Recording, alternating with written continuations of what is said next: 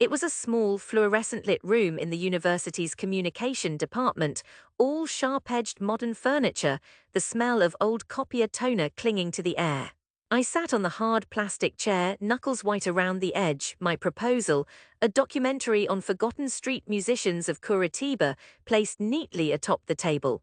On the other side, the committee members leafed through my pages in synchrony. Professora Teresa rested her chin on an elegant palm, eyebrows raised, and next to her, Professor Malheiros clicked his pen in slow, bored rhythm. I watched them, trying to steady my breathing.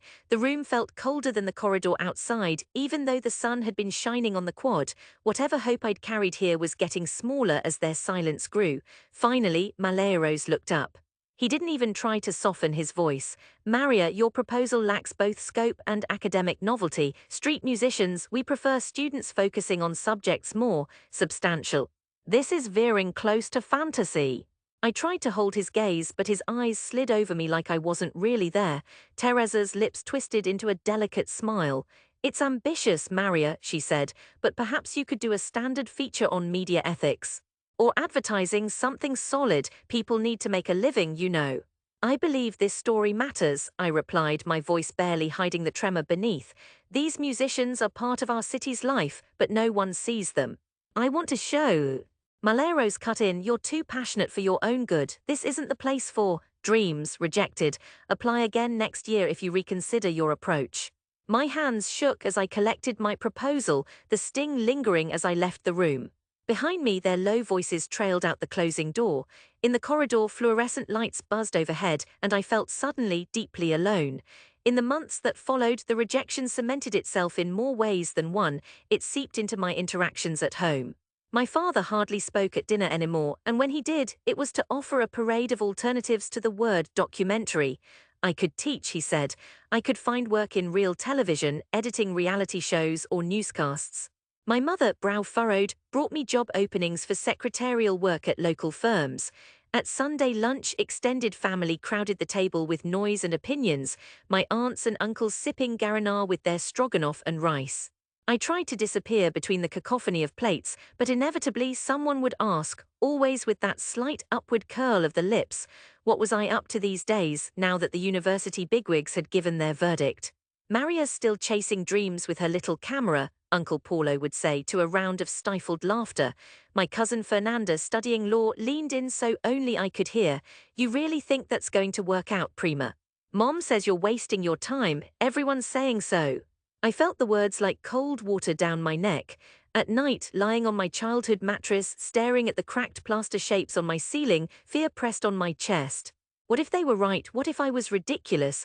But under the fear there was a knot of something else, a small, bright flame of defiance. I owed it to myself, and to the people in my city who played and sang for coins beside the bus stops and in Praça Tiradentes, their music drowned out by traffic. I bought a second-hand camera with my meager savings and began to film, in secret at first. On grey, drizzling afternoons, I wandered the old centre, collecting faces and voices, scribbling notes in a battered green notebook. Some musicians laughed at me, assuming I was a student doing a project for class. Others welcomed me, glad for someone not in a hurry, someone who stopped and listened. I worked days in a copy shop, my hands blistered from folding flyers, my eyes red raw from late nights with footage and cheap editing software. Each time I shared my latest cut at home, my brother snorted and muttered, "How are you going to pay rent with this, Maria Kubrick?" He never watched more than 5 seconds. By the end of that year, the city had grown colder and my dreams smaller. I sent my finished documentary, edited and re-edited on borrowed laptops, to every festival I could find with an online submission button. Most replied with polite form letters or worse, nothing at all. I almost gave up, I almost believed them. But then, 3 months after my last desperate submit click, I received an email from a small film festival in Belém. Selected, screening in November. I barely breathed as I read it. It wasn't Cannes or even Sao Paulo, but it was real.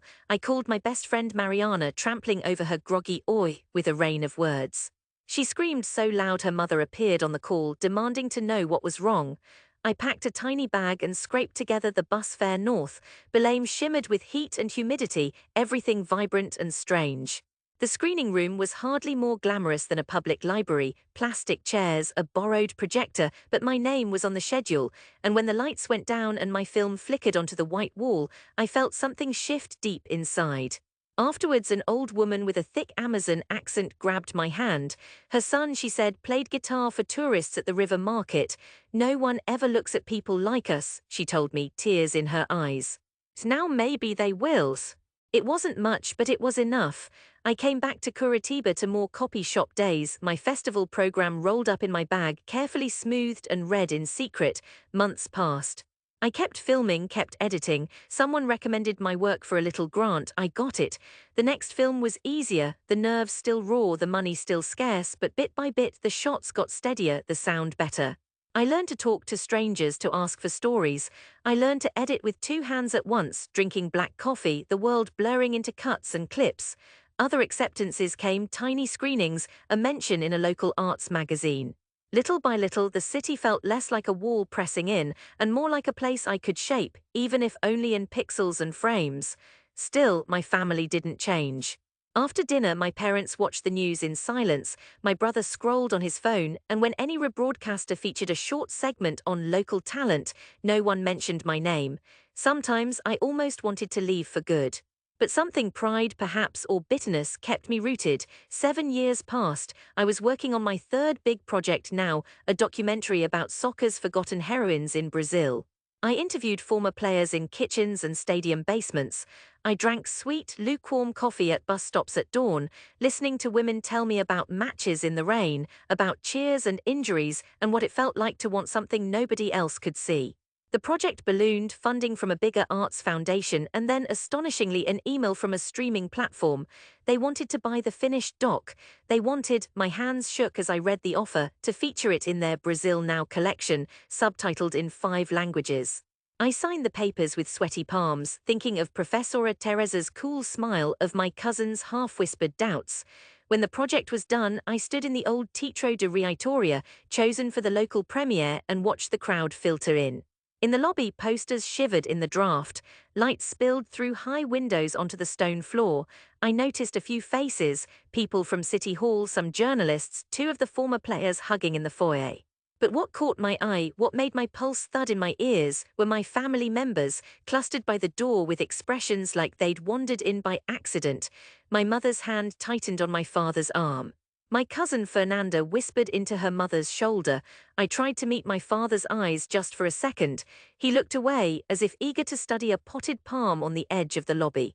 I turned and ducked into the projection booth, hands shaking. I watched the digital clock count down, the noise in the theatre growing to a steady buzz. Northern Paraná's winter is gentle, but that night a steady rain pattered against the windows, thunder rolling in the hills. The lights dimmed, cell phones winked off.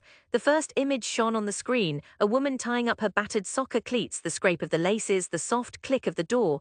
My voiceover came in, low but steady. 90 minutes later, the picture faded to black. For a moment, silence, a ragged pause like the city itself was holding its breath, then applause, not thunderous, not a standing ovation, but loud, louder than anything I'd ever expected. The women I'd filmed hugged each other in the first row. I saw one of them crying, shoulders shaking as the credits rolled. At the back, my family was still standing, blinking beneath the soft house lights. My brother's jaw hung open, no words for once, just quiet surprise. As people filed out, some came up to shake my hand, to thank me. One man, a teacher, told me he was going to feature the film in his class. A woman asked me to sign her program, blushing as she handed me a pen. I saw my parents huddled by the wall, my mother dabbing at her eyes. My father straightened as I approached, searching my face for something familiar. He tried to say something, but it caught in his throat. "You made all this," he finally managed, voice raw. "All asterisk of it," I nodded, and for a moment I saw the lines around his eyes deepen, shame and pride fighting for space. My brother stepped forward, running a hand through his hair. "I didn't know you could do all this," he said, a sheepish half-smile tugging at his mouth. Fernanda shuffled her feet. "I told everyone at my office you were on TV," she admitted, glancing away. Uncle Paulo, who had called me Maria Kubrick, clapped me on the shoulder, repeating, "I always knew you had it," even as his cheeks blushed crimson. I didn't answer, their words tumbled over each other, late congratulations, too many apologies, all of them slippery. I smiled, shaking their hands, but a piece of me stood apart, watching. The theatre slowly emptied. I gathered my bag, ran my hands over the cool marble railing, and let the applause echo in my mind. The next morning, when the first reviews appeared online, the tone was almost reverent. Touching, they wrote. Revelatory. Emails flooded my inbox, new opportunities, invitations to panels. For a brief, dizzying stretch, I was pulled into a swirl of screenings and interviews, speaking to strangers on radio about women in sport, about the value of looking at life's fringes. But the thing that echoed most was simpler. The people I'd filmed sent me audio messages, laughing, crying, sometimes almost singing, telling me how much it meant to be seen. Old musicians found my email, sending me photos, and once a scratchy recording of a street performance I'd filmed all those years ago. None of this replaced what I'd lost, the years of feeling unseen, unheard. But when I walked through the city now, faces turned towards me, not away. People nodded. Sometimes they stopped me. Aren't you the one who made that film about? The gestures were small, but they mattered. Home changed too. My father cleared a space on his bookshelf for the festival programs. My mother recorded every mention of my name on TV, her notebook dotted with dates and times. My brother, awkward but sincere, asked me for advice on video editing for his own side project. Our Sunday lunches grew warmer again, voices louder, the taunts replaced with quieter kinds of pride. One rainy afternoon, months after the premiere, I wandered through Prasa Turridence. The clouds pressed low and the church bells echoed through the drizzle.